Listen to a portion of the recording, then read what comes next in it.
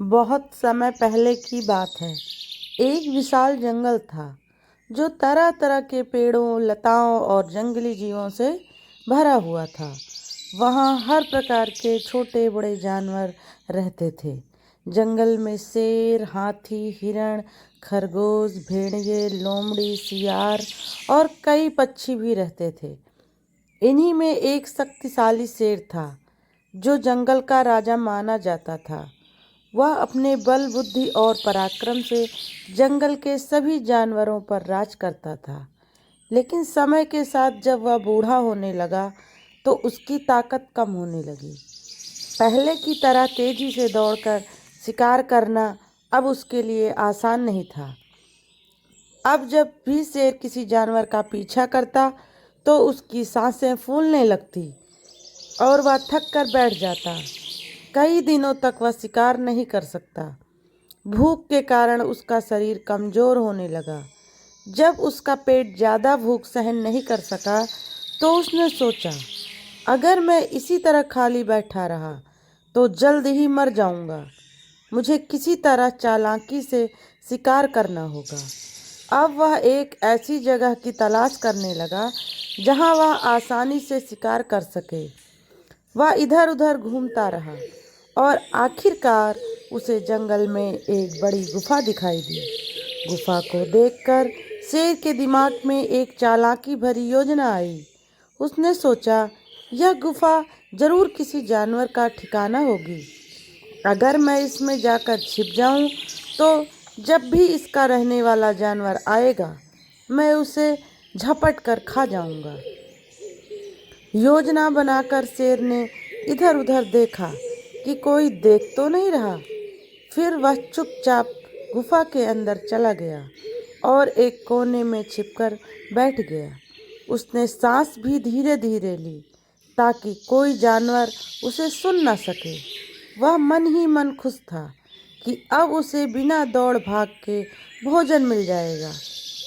अब शेर चुपचाप गुफा के असली मालिक का इंतजार करने लगा।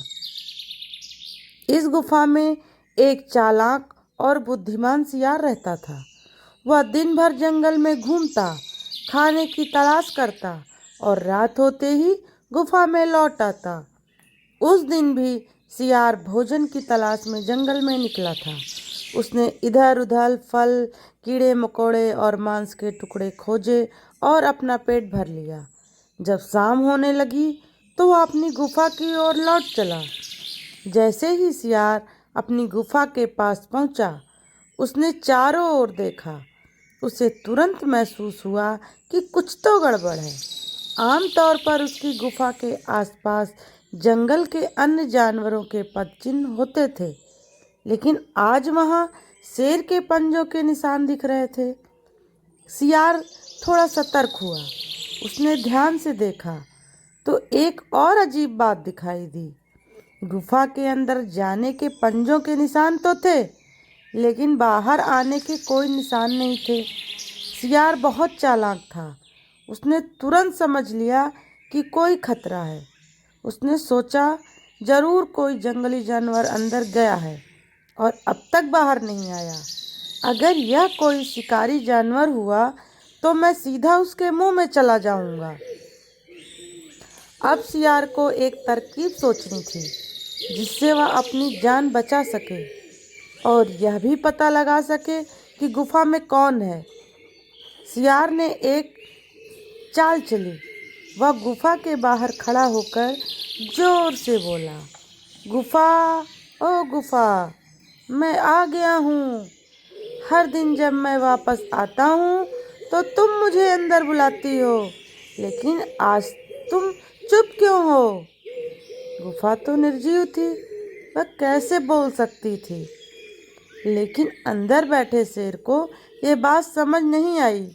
उसने सोचा, हो सकता है सच में यह गुफा सियार को रोज अंदर बुलाती हो। अगर आज मैंने जवाब नहीं दिया तो सियार को शक हो जाएगा और वह भाग जाएगा। शेर भूखा था और वह चाहता था कि सियार जल्द ही गुफा के अंदर आए। इसलिए बिना कुछ सोचे समझे शेर ने जोर से कहा, आ जाओ सियार भाई, मैं तुम्हारा इंतजार कर रही हूँ। जैसे ही सियार ने यह सुना, वह समझ गया कि उसकी गुफा में शेर बैठा है। वह डर गया, लेकिन उसने घबराने के बजाय तुरंत निर्णय लिया और वहाँ से तेजी से भागा। उसने मन ही मन सोचा, यदि मैंने चतुराई से काम न लिया होता तो आज मैं शेर का शिकार बन जाता। इस तरह अपनी बुद्धिमानी और चालाकी से सियार ने अपनी जान बचा ली। शेर ने जब तक समझा कि वह मूर्ख बन चुका है, तब तक सियार बहुत दूर भाग चुका था। तो दोस्तों, इस कहानी से हमें सीख मिलती है कि शेर का धूर्त भरा प्लान विफल हो गया। वह गुस्से और शर्मिंदगी से भर गया। उसे यह समझ में आया कि मैं भूख में जल्दबाजी और बेवकूफ़ी से काम लेना नुकसानदायक हो सकता है। समझदारी और सतर्कता से निर्णय लेना चाहिए। हमें किसी भी परिस्थिति में जल्दबाजी में कोई कदम नहीं उठाना चाहिए, खासकर जब संदेह हो। चालाकी और बुद्धिमानी से हम बड़ी से बड़ी मुसीबत से बच सकते हैं। लालच में आकर कोई भी मूर्खतापूर्ण कार्य नहीं करना चाहिए। इस तरह चालाक सियार ने अपनी बुद्धि का उपयोग कर न केवल अपनी जान बचाई, बल्कि यह भी सिखा दिया कि मुसीबत में हमेशा धैर्य और चतुराई से काम लेना चाहिए।